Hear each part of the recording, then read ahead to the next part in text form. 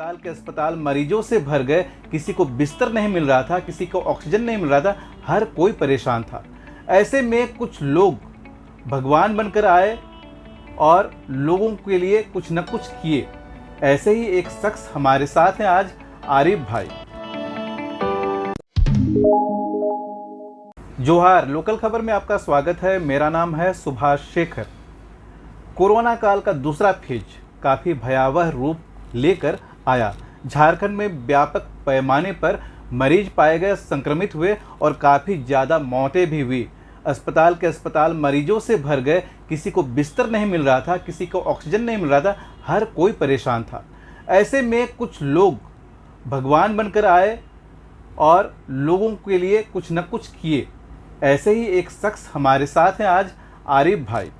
आरिफ भाई से आप सभी कोई परिचित होंगे, जानते होंगे, क्योंकि ये सोशल मीडिया में इनका चर्चा अक्सर होता रहा है। और इन्होंने क्या कुछ किया, क्या लॉकडाउन के दौरान लोगों से कैसे ये संपर्क में आए, किस तरह से मदद किए, यही आज आपको बताएंगे और ये खुद बताएंगे। आरिफ भाई हमारे साथ हैं। आरिफ भाई, लोकल खबर में आपका स्वागत है। जी जी, बहुत बहुत शुक्रिया साहब, लोकल खबर के लिए आज आप मेरा इंटरव्यू ले रहे हैं, इसके लिए बड़ा अच्छा लग रहा है मुझे। बताएं। ये जो कोरोना का समय था, दूसरा फेज था, झारखंड में और ख़ासकर रांची में बहुत ज़्यादा इफ़ेक्टिव किया। लोग परेशान हुए, लोगों की मौतें हुई। और ऐसे में आप कैसे सोचे कि इसके लिए कुछ करना चाहिए? देखिए, ऐसा था कि जब ये लॉकडाउन स्टार्ट भी नहीं हुआ था मेरे हिसाब से। लोगों में हवा थी कि भाई कोरोना फिर से आ गया है। तो उसी समय मुझे लगा कि यहाँ पे ऑक्सीजन की कमी महसूस होने लगी और बड़ा फ़ोन आने लगा मुझे। सुबह से लेकर कम से कम 10-10 कॉल, 20-20 कॉल आने लगे। तो मुझे लगा कि यहाँ पे ऑक्सीजन की कमी है। मैंने सारी जगह पता किया, ऑनलाइन भी पता किया, तो कहीं पे भी कुछ अवेलेबल नहीं था। तो अचानक मैं क्या किया कि मैं अपनी गाड़ी उठा के मैं सीधा कलकत्ता चला गया। कलकत्ता जाके मैंने वहाँ पता किया लोगों से कि यहाँ पर अवेलेबल है या नहीं। उस समय कलकत्ता में लॉकडाउन नहीं लगा था। उस समय वहाँ चुनाव हो रहे थे, तो लॉकडाउन नहीं लगा था, खुला हुआ था पूरा कलकत्ता। तो मैं जगह जगह पर चला गया वहाँ पर, और जगह जगह पर गया तो वहाँ पता चला कि हाँ, यहाँ पर जंबो सिलेंडर या छोटे सिलेंडर से अवेलेबल है। तो मैंने क्या किया कि मैंने कुछ अपने पैसे दे के उनको बुक करा लिया और एक दो दिन के बाद मैं वहाँ से सप्लाई करने लगा। जिनको ज़रूरत थी, मैंने ये फेसबुक में डाल दिया था कि अगर आपको ज़रूरत है तो मुझे कॉल करें। तो मुझे लगा था कि 10-20 लोगों की ज़रूरत होगी, लेकिन यहाँ से हज़ार कॉल आए और मैं आज अभी तक मैंने कम से कम 200-250 से ज़्यादा ऑक्सीजन सप्लाई कर दिया यहाँ पर। अच्छा, जब आप वहाँ पर फेसबुक में डाले, हज़ारों आपके पास कॉल आए, तो आप वहाँ पर रहते हुए भिजवाए या फिर खुद लेकर आए? कैसे मैनेज किए सब कुछ? नहीं, मैं वहाँ था। मैं कम से कम 15-20 दिन मैंने वहाँ समय बिताया, क्योंकि मैं एवरीडे जाता था, क्योंकि वहाँ पर सारा कुछ कैश का मैटर चल रहा था।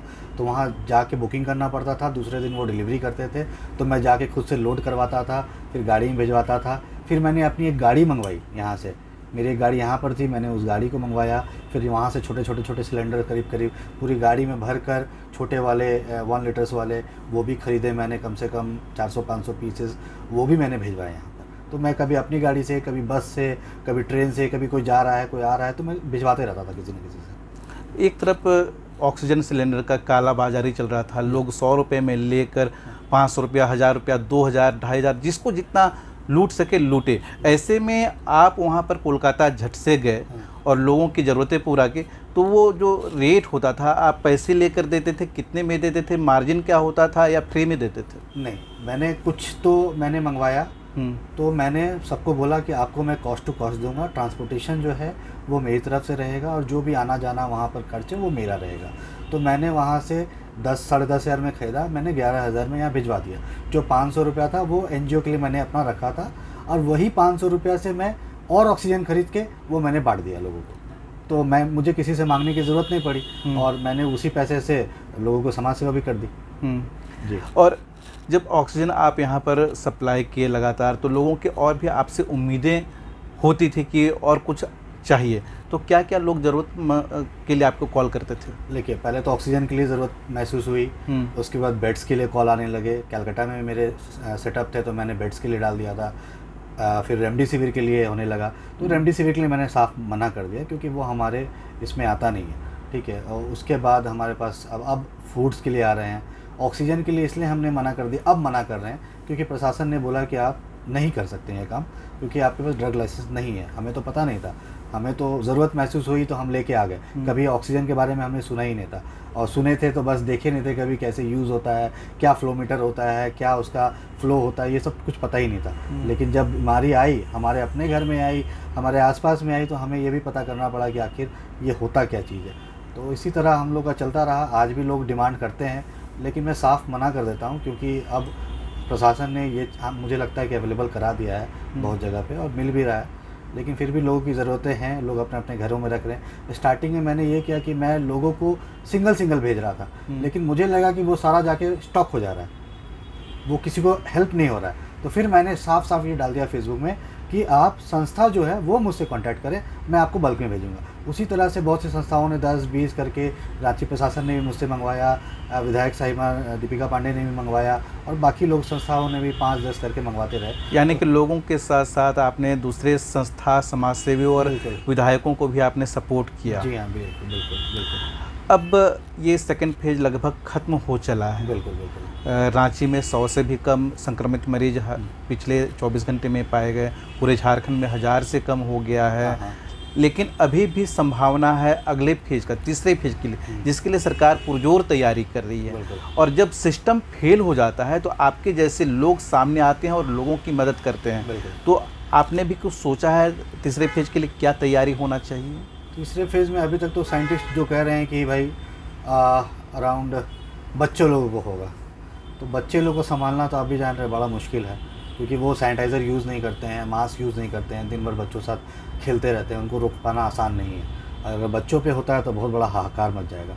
तो यहाँ पर अभी जितने भी, अभी सरकार 5-6 सिलेंडर्स आई थिंक ऑर्डर की है कहीं ना कहीं, जितने भी विधायक हैं कुछ ऑर्डर्स कर ही रहे हैं, लेकिन मुझे भी अभी भी लगता नहीं है कि इतने चीज़ों से यहाँ का स्वास्थ्य सुधरेगा, हालात नहीं सुधरेगा, क्योंकि अभी भी मुझे लगता है कि जो ब्लैक फंगस अभी महामारी के रूप में ले रहा है, अभी 2-3 लोग मर रहे हैं, तो उसकी भी कालाबाजारी स्टार्ट हो गई है। वो 350 या 500 की दवाई है, वो अभी 10,500 में मिल रहा है वो। तो कंट्रोल नहीं है, सरकार की कंट्रोल नहीं है। आप ऑक्सीजन मंगा दिए, ठीक है, आप ऑक्सीजन आपने लगा दिया, लेकिन ऑक्सीजन बैंक कहीं पर है? पूरे झारखंड में ऑक्सीजन बैंक कहीं पर नहीं है। तो ऑक्सीजन बैंक जगह जगह पर अवेलेबल करा देना चाहिए, क्योंकि हर कोई हॉस्पिटल नहीं जा सकता है। ज़रूरी नहीं है कि हर किसी को कोविड हो, हर किसी को ब्लैक फंगस ही हो। तो ऑक्सीजन बैंक से कम उनको ऑक्सीजन लगे कि कहीं पर दिक्कत है तो वहाँ ऑक्सीजन बैंक बना कर रखें, ठीक है। जो दवाइयाँ हैं वो मंगा कर रखें। अभी आज मैंने न्यूज़ पढ़ा कि 18,000 वैक्सीन ही बचे हैं। 18,000 वैक्सीन 2 दिन में ख़त्म हो जाएगा मुझे लगता है। उसके बाद बाकी लोगों को वैक्सीन क्या लगेगी?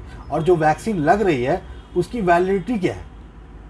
1 साल के बाद तो इम्यूनिटी आपकी खत्म हो जाएगी, फिर से आपको वैक्सीन लगाना पड़ेगा, फिर वो लोग आके खड़े हो जाएंगे। तो जो पुराने लोग हैं वो कहाँ जाएंगे, और जिनको लग नहीं रहा वो क्या करेंगे? तो इतने लोग, इतनी आबादी जो है उसको आप कैसे कंट्रोल करिएगा? चाहे वो झारखंड की हो चाहे पूरे भारत की हो, उसको कंट्रोल कैसे किया जाएगा? अभी भी कोई फुल प्रूफ प्लान नहीं बना है मुझे लगता है। अब जब दूसरा पेज ख़त्म हो गया है और तीसरे पेज की तैयारी भी चल रही है सब तरफ, तो ऐसे में आप आम लोगों से क्या अपील करना चाहेंगे हमारे चैनल के माध्यम से, ताकि ऐसी नौबत ही नहीं आए कि आपके जैसे लोग आगे बढ़े, लोगों की ये करें, मदद करें? क्या सावधानी बरतना चाहिए? देखिए, सावधानी ये है कि घर में आप अपना रेगुलर सैनिटाइज़ करें, सैनिटाइज़र यूज़ करें, मास्क का रेगुलर प्रयोग करें। अगर हो सके तो अपने यहाँ छोटे छोटे ऑक्सीजन कैन या ऑक्सीजन कंसनट्रेटर या ऑक्सीजन सिलेंडर्स अपने पास रखें। अगर आपको ऑक्सीमीटर रखें, अगर आपको कहीं पे कोई बीमार लगे तो आप अपना चेक करते रहें ऑक्सीजन। क्योंकि देखिए, आप उस समय, आपको महामारी जब आती है तो उस समय भागदौड़ होती है, उस समय रेट्स भी बढ़ जाते हैं। तो आप अपने पहले से ही खरीद कर रखें ये सब चीज़ें, ठीक है। अगर 10,000 20,000 के लिए आप सोचेंगे तो आपके घर में किसी के प्राण खतरे में पड़ जाएंगे, ठीक है। आपको परेशानी हो जाएगी, हॉस्पिटल जाना पड़ेगा। वहाँ हॉस्पिटल के बिल तो आप जानती ही हो कितना ख़तरनाक बिल, एक 10-10 लाख रुपए का बिल आ रहा है। तो इससे बेटर है कि आप अपने घर को ही स्वच्छ रखें, आप तरीके से रहें, इधर उधर घूमें ना, बेकार में जो अड्डाबाजी होता है वो सब ना करें, घर पे रहें, ज़रूरत पड़ने पर ही निकले। और सारी चीज़ें आप कोविड से रिलेटेड जो भी चीज़ें हैं, हैंड ग्लव्स है, मास्क है, वो सब चीज़ें यूज़ करते रहें। हम बात कर रहे थे आरिफ भाई से, जो इस कोरोना के दूसरे फेज में एक रहनुमा बनकर हमारे सामने आए, लोगों की बढ़ चढ़ कर मदद की। तीसरा फेज आने वाला है और तीसरा फेज बच्चों के लिए काफ़ी घातक साबित होगा, ऐसा अंदाज़ा लगाया जा रहा है। लेकिन इस तीसरे फेज से बचना है तो आप निश्चित रूप से वैक्सीन लीजिए, लेकिन वैक्सीन लेने के बाद पूरी तरह से लापरवाह मत बन जाइए। मास्क का हमेशा इस्तेमाल कीजिए, 2 गज की दूरी जो नियम बना हुआ है उसको भी मेंटेन कीजिए, ताकि किसी तरह का संक्रमण से आप प्रभावित ना हो। अगर आप संक्रमित हो जाएंगे तो आपके बच्चे जिनके लिए वैक्सीन नहीं बना है वो निश्चित रूप से संक्रमित हो सकते हैं, प्रभावित हो सकते हैं। ऐसे में बच्चों को बचाना ज़रूरी है ताकि तीसरा फेज आए ही नहीं और किसी तरह की मदद की ज़रूरत पड़े ही नहीं। ऐसे ही हम तीसरे फेज को रोक सकते हैं। बाकी अपडेट्स के लिए आप देखते रहिए लोकल खबर।